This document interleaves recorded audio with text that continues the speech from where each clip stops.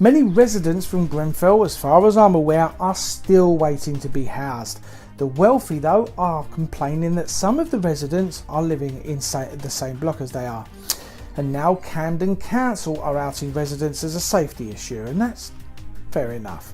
Lack of social housing and homeless people still on our streets. What is going on? I haven't got a fucking... It has become clear we do not at present have enough social housing. Camden Council say they have 100 properties that they can move Chilcot residents into. That's just not enough. Theresa May has said many times in the run-up to the last election that the Conservatives want to build more homes. But in the past, Theresa May has voted against building 100,000 affordable homes. David Cameron began his reign as Prime Minister in 2010, and just what does the social housing numbers look like?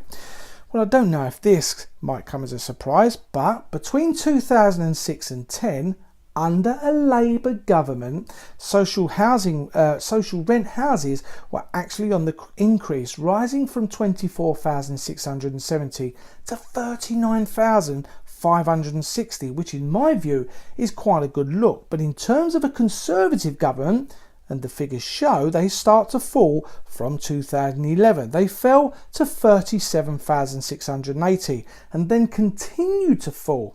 And figures last year show they have fallen to a massive 6,550. So there isn't enough.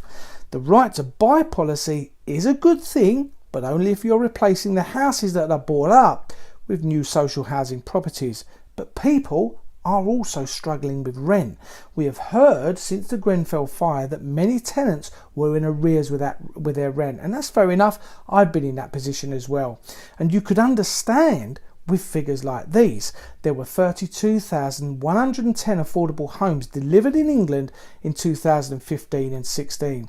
52% lower than the 66,000 affordable homes supplied in 2014 and 15. This fall reflects the transition from the 2011 to 2015 affordable housing programme to the new affordable housing programme.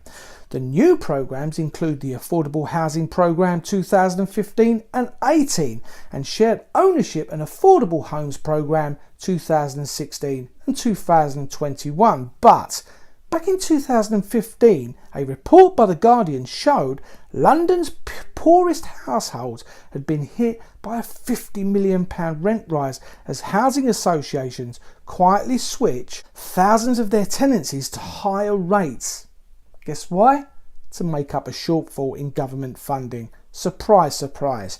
Around 11,000 homes in London had been converted from social housing to affordable since 2012, and they said thousands more were to follow in a policy that has sparked tenants' rebellions.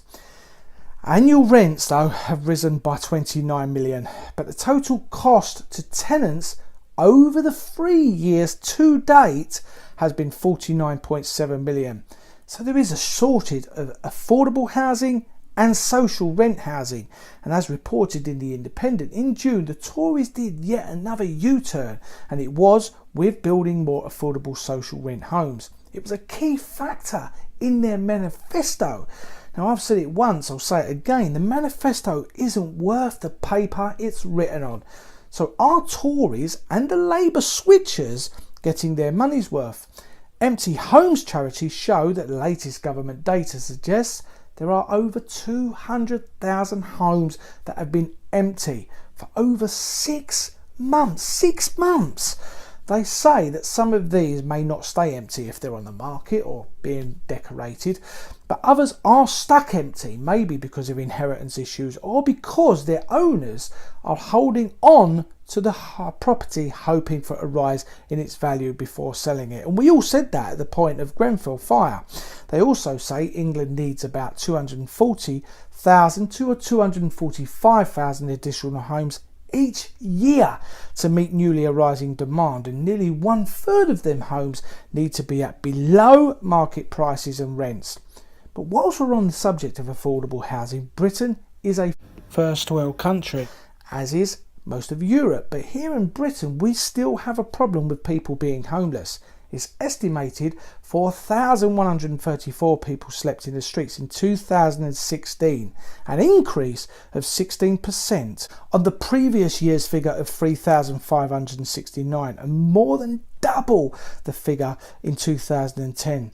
Now remember, the Tories came into power at 2010. Again, according to an investigation by The Guardian, I love that paper, London accounted for 23% of the England total, down slightly from 26% in 2015, but with the Borough of Westminster recording the highest number of rough sleepers in both the capital and the country. And I'm not surprised by that figure.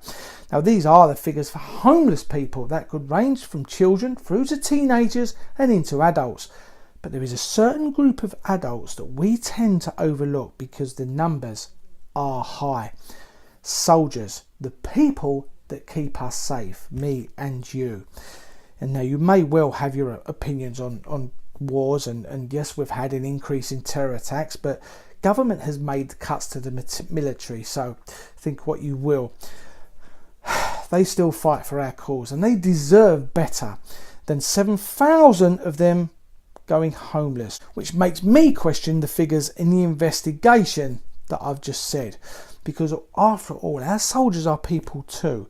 But get this, whilst we've got many people homeless, whatever the figures are, instead thousands of empty properties are going to asylum seekers, with the government finding accommodation for 6,500 in the last year alone. What is our party for the people government doing to our country? Are they actually party for the people? And what's happening now? They have now finally done a deal with the DUP, the party that opposed, apparently, the Good Friday Agreement, the party that is endorsed by the UDA, allegedly a terrorist group. They don't believe in abortion following rape, and I'm guessing you know other things about them without me going on. And they are now part of a confidence and supply agreement. They have just secured 1.5 billion for their infrastructure, and education and health were two of the things that got mentioned. But we need houses. Our NHS is failing. So there is a magic money tree after all. There must be, and it must be drowning in miracle grow or Theresa May's own feces that she drops on this country in copious amounts. Can nobody see what is going on? I mean, really going on? Is Brexit really more important than housing families? Making sure families, maybe with children, are kept healthy with a flourishing NHS system? Is it? Is Brexit really important? More important than anything else that's failing in this country? What happens when the deal is done? We will then turn around and start to pick up the pieces of everything else that has fallen down around our knees.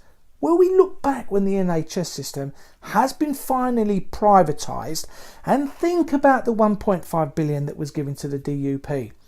I don't think many of us will. I think many of us that ignored everything for the chance of a better deal on Brexit, negotiated by a party that is obviously trying to privatise the NHS, that scrapped a majority of their mandate, jeopardising the Good Friday Agreement, will look round and begin to show their annoyance and aggression to the Conservatives for what they've done. Where they have led us, just a chance of a good Brexit deal. By that time, it'll be too late.